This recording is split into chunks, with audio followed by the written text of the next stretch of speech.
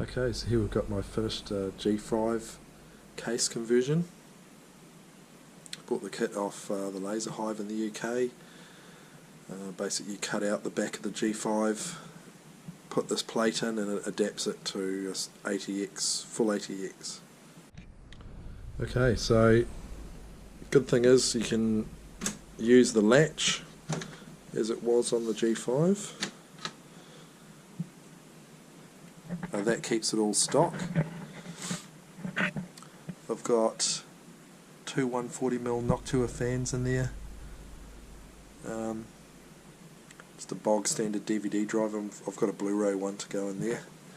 And yeah, a ASUS Z370 motherboard. Managed to keep the cabling quite reasonable.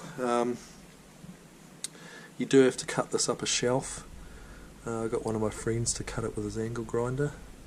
I would say that you probably want to use a dummy ATX power supply just so you can measure it all and you know where to cut it. It does matter where you cut the tray because of where the motherboard's located in the top there. If you don't cut it far enough back, the motherboard won't fit in.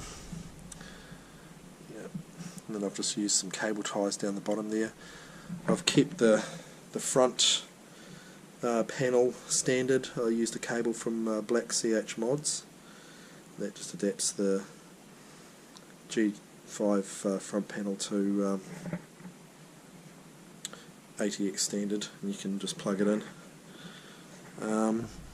Shame I haven't got Firewire on this because I actually do want to pull some footage off an old Firewire camera, but you just have to put a jumper in there and that stops that from working and allows it to all power up correctly. So I'm running a i5 8600K and a Cooler Master 120L AIO.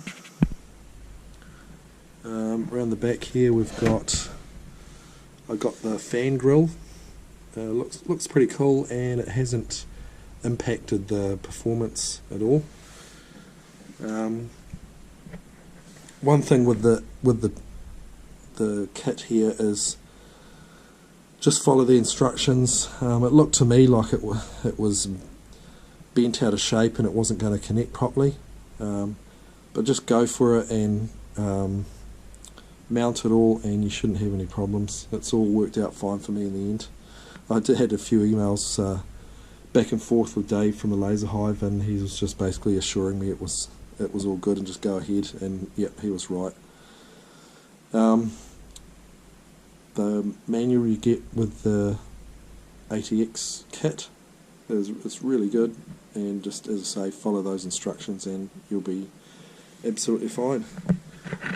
And I noticed that my CPU temps now are about 10 degrees cooler when I'm gaming compared to what it was before.